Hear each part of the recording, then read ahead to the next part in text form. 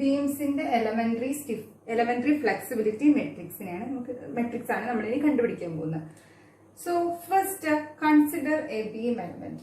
ഒരു beam element consider ചെയ്യുക. എന്താണ് ഒരു ബീം എലമെന്റ് എന്ന് പറഞ്ഞാൽ? ഒരു സിമ്പിൾ ബീം എലമെന്റ്. അതായത് ബീം എന്ന് പറയുമ്പോൾ തന്നെ it has a simple support joint. രണ്ട് സപ്പോർട്ട്, സിമ്പിൾ സപ്പോർട്ട് ആണെന്നില്ല, സപ്പോർട്ട് ജോയിന്റ്. സോ ഞാൻ ഇവിടെ ഒരു സപ്പോർട്ട് ജോയിന്റ് കൊടുക്കുന്നു. It may be indeterminate or determinate, അതൊന്നും നമുക്ക് ഇവിടെ പ്രശ്നമില്ല. Just consider a beam element and with length L. Okay, ഒരൊറ്റ മെമ്പറേ ഉള്ളൂ, രണ്ട് സപ്പോർട്ട്സ് ഉണ്ട്, രണ്ട് നോഡുകൾ ഉണ്ടായിരിക്കും. സോ ഞാനിവിടെ കൺസിഡർ ചെയ്യുന്നത് ഇങ്ങനെയാണല്ലോ, ഒരു എലമെന്റിൽ ഇങ്ങനെയാണ് നമ്മൾ സാധാരണ ലോഡ് വരുമ്പോൾ ഇത് ഇങ്ങനെയാണ് പോസിറ്റീവ് കണ്ടീഷൻ എന്ന് പറയുന്നത്. പക്ഷേ ഇങ്ങനെ കൺസിഡർ ചെയ്യുന്നത് നമുക്ക് സൈൻ കൊടുക്കാൻ കുറച്ചൊരു പ്രോബ്ലം ഉള്ളത് കാരണം ഞാൻ രണ്ട് ലോഡുകളും ഇവിടെ അപ്ലൈ ചെയ്യുന്ന രണ്ട് ലോഡുകളും ഒരേ ഡയറക്ഷനിൽ ആണ് കൊടുക്കുന്നത്. സോ രണ്ട് സപ്പോർട്ടുകൾ ഉണ്ട് ആൻഡ് ഓൾസോ രണ്ട് റിയാക്ഷൻസും ഉണ്ടായിരിക്കും. ഓക്കെ, ഈ രണ്ടിന്റെ വാല്യൂ 1 kN/m ആണ് കേട്ടോ. സോ ഇങ്ങനെ ഒരു എന്ത് കൊടുക്കുക, ബീം എലമെന്റ് നമ്മൾ കൺസിഡർ ചെയ്യുന്നു. ഓക്കെ, ക്ലിയർ ആയല്ലോ? ദെൻ ഇനി നെക്സ്റ്റ് സ്റ്റെപ്പ് പറയുന്നത് എന്താണ്? ഇത് ഓരോന്നും ഇൻഡിവിജ്വൽ ആയിട്ട് അപ്ലൈ ചെയ്യണം. സോ ഈ ബീമില് നമ്മുടെ ആദ്യം ഈ 1 kN മാത്രമായിട്ട് അപ്ലൈ ചെയ്യാം. ഓക്കെ, 1 kN മാത്രമായിട്ട് അപ്ലൈ ചെയ്തു. ഇപ്പൊ സ്റ്റെപ്പ് 1 ആട്ടോ ഇത്. സ്റ്റെപ്പ് 1 ഇത് മാത്രമായിട്ട് അപ്ലൈ ചെയ്തു. ഓക്കെ, ദെൻ ഇവിടുത്തെ റിയാക്ഷൻ എന്ന് പറയുന്നത് RA ആണ്. RA ഡാഷ് എന്ന് വിളിക്കാം ആൻഡ് ഇവിടുത്തത് RB ഡാഷ് എന്ന് വിളിച്ചു. ഓക്കെ, ഇവിടെ HA വരുന്നുണ്ട്, അത് ഇപ്പോഴും 0 ആയിരിക്കുമല്ലോ. So HA will be 0. അത് കൺസിഡർ ചെയ്യേണ്ട ആവശ്യമില്ല, ബീം എലമെന്റ് ആയത് കാരണം അതിനത്ര വലിയൊരു ഹൊറിസോണ്ടൽ ലോഡ്സ് ഒന്നും വരുന്നില്ല, വലിയ ഇമ്പോർട്ടൻസ് ഒന്നുമില്ല. So RA dash plus RB dash എന്ന് പറയുന്നത് എത്രയാണ്? It is 0. And sigma M about A, moment about A is equal to 0. Then RB into L minus RB dash into L minus 1 is equal to 0. Okay, appa RB dash endu varum? It's equal to 1 by L ennu varum. Okay, RB dash ന്റെ magnitude എന്താണ്? അപ്പോൾ RB dash become 1 by L. Okay, and RA dash എന്തായിട്ട് വരും? Minus 1 by L ആയിട്ട് വരും. Okay, മനസ്സിലായല്ലോ? Then next സ്റ്റെപ്പിൽ എന്താണ്? നെക്സ്റ്റ് സ്റ്റെപ്പിൽ മറ്റേ മൊമെന്റ് കൂടെ നമ്മൾ അപ്ലൈ ചെയ്യുന്നു.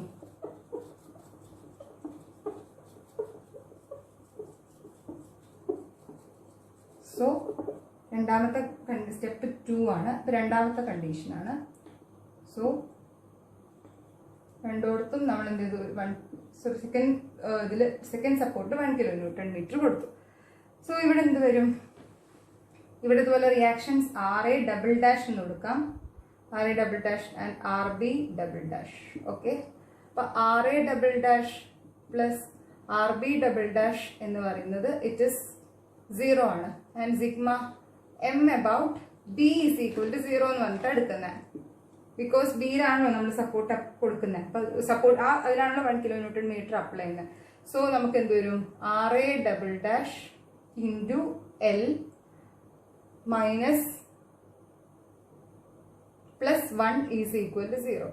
സോ RA ഡബിൾ ഡാഷ് എന്ന് പറയുന്നത് it is minus 1 by L and RB double dash എന്ന് പറയുന്നത് plus 1 by L. Okay, clear ആയില്ലേ? അപ്പൊ രണ്ട് സ്റ്റെപ്പിൽ നമ്മൾ എത്ര റിയാക്ഷൻസ് വരുന്നത് എന്നുള്ളത് കാൽക്കുലേറ്റ് ചെയ്തു.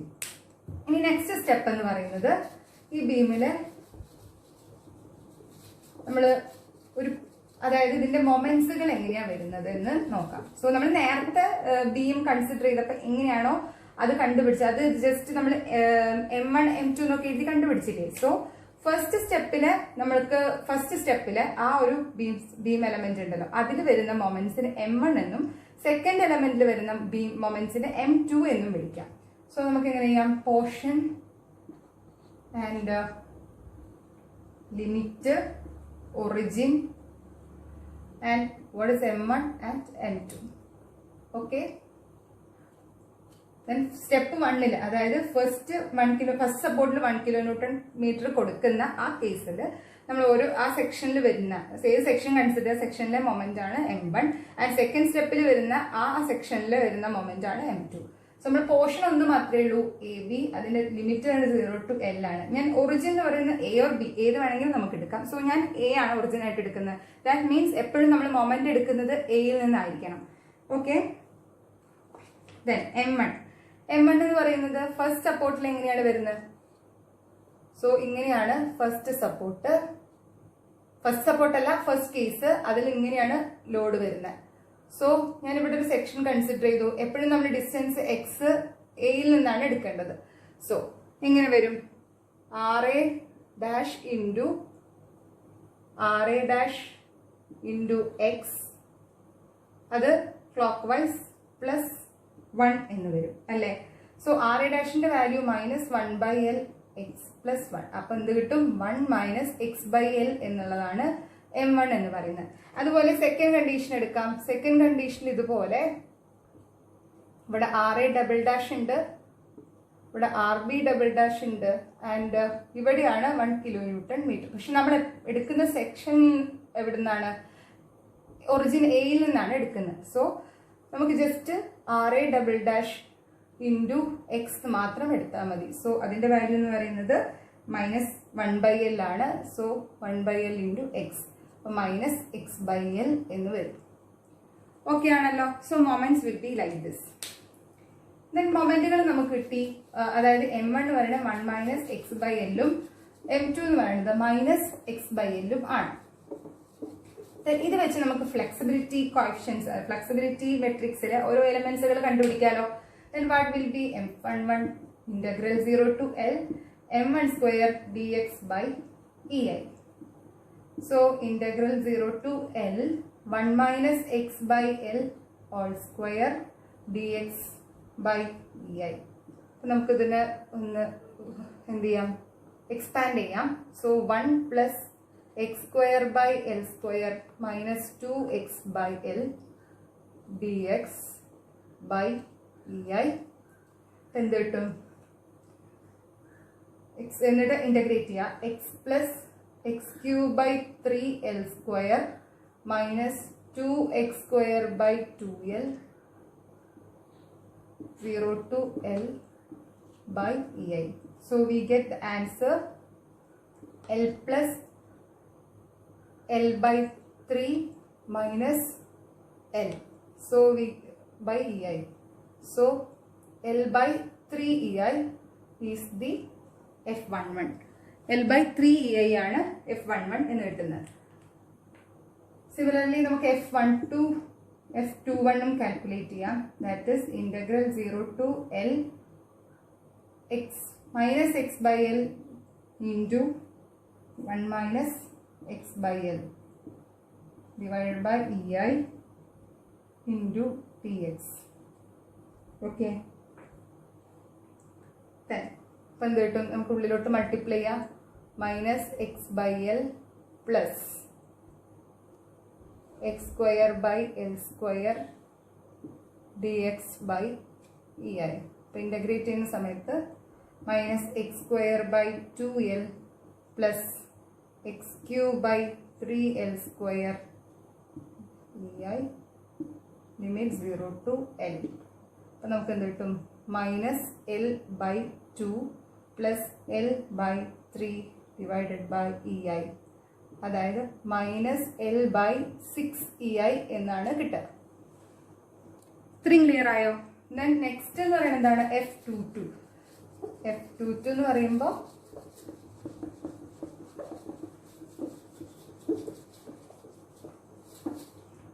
then F22 എങ്ങനെയാണ് കണ്ടുപിടിക്കുന്നത്? F22 എന്ന് പറയുന്നത് integral 0 to L M2² dx divided by EI അല്ലേ.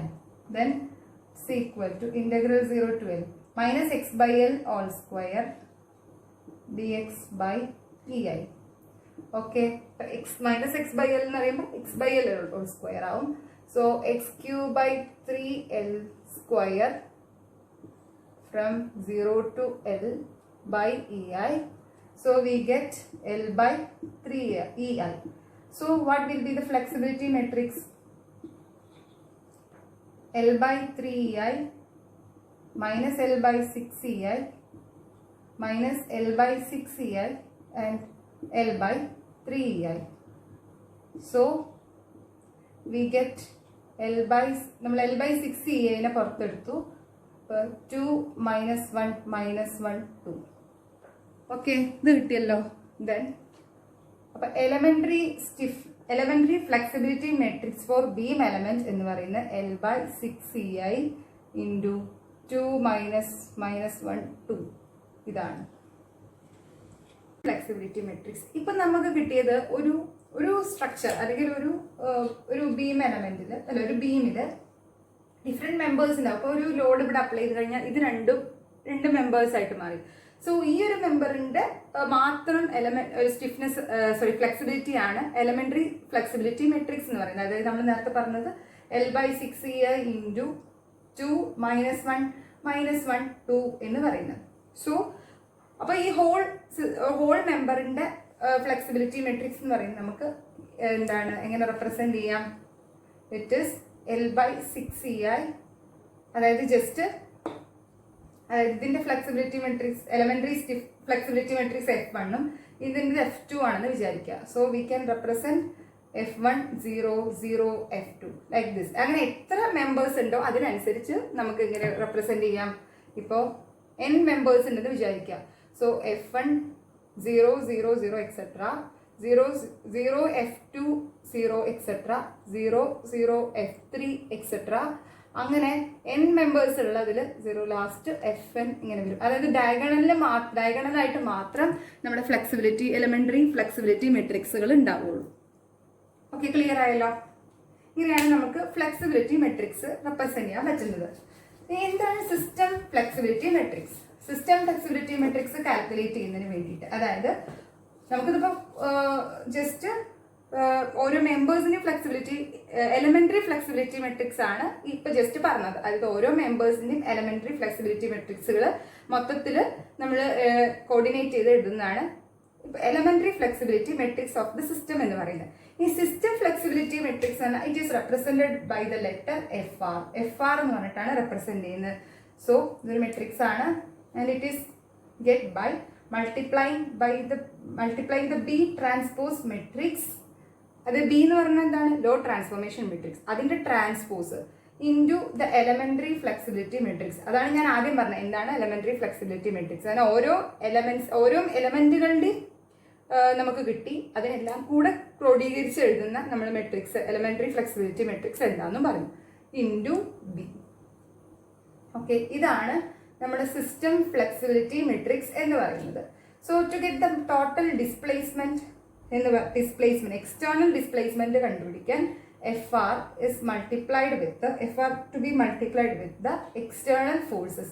എക്സ്റ്റേണൽ ഫോഴ്സുകൾ വെച്ചിട്ട് മൾട്ടിപ്ലൈ ചെയ്ത് കഴിഞ്ഞാൽ നമുക്ക് FRനെ എക്സ്റ്റേണൽ ഫോഴ്സ് വെച്ച് മൾട്ടിപ്ലൈ ചെയ്താൽ നമുക്ക് എന്ത് കിട്ടും? എക്സ്റ്റേണൽ ഡിസ്പ്ലേസ്മെന്റ്സുകൾ കിട്ടും. ഓക്കെ, ഈ ഇക്വേഷൻ നോട്ട് ചെയ്തെടുത്തോളൂ.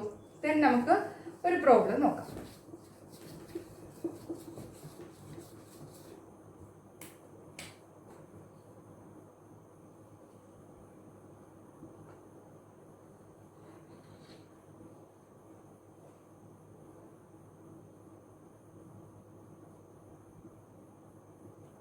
ഓക്കെ, ഇവിടെ ലോഡ് ഒന്നേ വരുന്നുള്ളൂ, പക്ഷേ ഇവിടെ ഫ്ലക്ചറൽ റിജിഡിറ്റി ഇവിടെ വെച്ച് മാറുന്നുണ്ട്. സോ ഇവിടെ ഇത്രയും പോർഷന് EI ആണ്, ഇത്രയും പോർഷന് 2E ആണ്.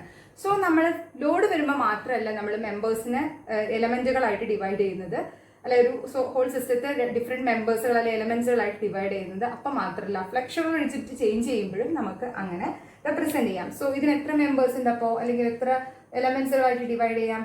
2 എലമെന്റ്സ് ആയിട്ട് ഡിവൈഡ് ചെയ്യാം. സോ ഇതിന്റെ മൊമെന്റ്സുകൾ ഇങ്ങനെയാണ് വരുന്നത്. അപ്പൊ എത്ര നോഡുകൾ ഉണ്ടായിരിക്കും? 1 2 3 4. അപ്പൊ 4 നോഡുകൾ ഉണ്ടായിരിക്കും. ആൻഡ് ഒരു ലോഡല്ലേ ഉള്ളൂ. സോ നമ്മുടെ ബി മെട്രിക്സിന് എന്താണ് ഓർഡർ? ബിയുടെ ഓർഡർ എന്ന് പറയുന്നത് 4/1 ആയിരിക്കും. ഓക്കെ, നമുക്ക് ബി മെട്രിക്സ് എഴുതാം. ഇങ്ങനെയാണ് ബി മെട്രിക്സ് കാൽക്കുലേറ്റ് ചെയ്യുന്നത്. സോ ഒരു ലോഡ് ഇവിടെ വരുന്ന സമയത്ത് അതിന്റെ ബെൻഡിങ് മൊമെന്റ് ഡയഗ്രാം എങ്ങനെയാണ് വരുന്നത്? So bending moment diagram will be like this അല്ലേ? സോ അതിന്റെ മാഗ്നിറ്റ്യൂഡ് എന്ന് പറയുന്നത് 1 ആയിട്ടാണ്, 1 kN ആയിട്ടാണ് വരുന്നതെങ്കിൽ 1 ഇൻറ്റു ലെങ്ത് തന്നിട്ടുണ്ട് 3 മീറ്റർ ആൻഡ് 3 മീറ്റർ കേട്ടോ. So 3 meter and 3 meter. So 1 into 6. അപ്പോൾ ഇത്രയും 6 അല്ലേ? ഓക്കെ. ദെൻ ഇവിടെ ഇത് 1 ആണ്, ആൻഡ് ഇത് 2 ആൻഡ് 3, ഇത് 4 ആണ്. ഓക്കെ. അപ്പോൾ ഇവിടെ വരുന്നത് എത്രയാണ്? 3 ആണ്, ആൻഡ് ഇവിടെ 0 ആയിരിക്കും. സോ 6 3. ഇനി നമുക്ക് റെപ്രസെന്റ് ഇത് എങ്ങനെ എഴുതാം? -6 + 3 -3 ആൻഡ് 0. ഇതാണ് ബി മെട്രിക്സ് എന്ന് പറയുന്നത്. സോ വളരെ സിമ്പിൾ ആയിട്ട് നമുക്ക് ബി മെട്രിക്സ് ഇങ്ങനെ എഴുതാം. ഓക്കെ. ദെൻ ബി മെട്രിക്സ് കിട്ടി. ദെൻ 2 മെമ്പേഴ്സ് ആണല്ലോ ഉള്ളത്. സോ ഫസ്റ്റ് മെമ്പറിന്റെ F1 എന്ന് പറയുന്നത് L/6E × 2I. ഇതാണ് ഫസ്റ്റ് മെമ്പർ, ആൻഡ് ഇതാണ് സെക്കൻഡ് മെമ്പർ കേട്ടോ. സോ L/6EI × L എത്രയാണ്? 3. 3/6EI 6E × 2I × 2 - 1 - 1 2. അപ്പോൾ നമുക്ക് എന്ത് കിട്ടും? 1/4EI × 2 - 1 - 1 2 എന്ന് കിട്ടി. ഓക്കെ, ക്ലിയർ ആയല്ലോ. അതേപോലെ നമുക്ക് F2 മാർക്ക് ചെയ്യാം. F2 എങ്ങനെയാണ് വരുന്നത്? 3/6EI × 2 - 1 - 1 2. അതായത് 1/2EI 2 - 1 - 1 2. ഓക്കെ. അപ്പൊ നമുക്ക് എങ്ങനെയാണ് എഫ് കിട്ടുന്നത്?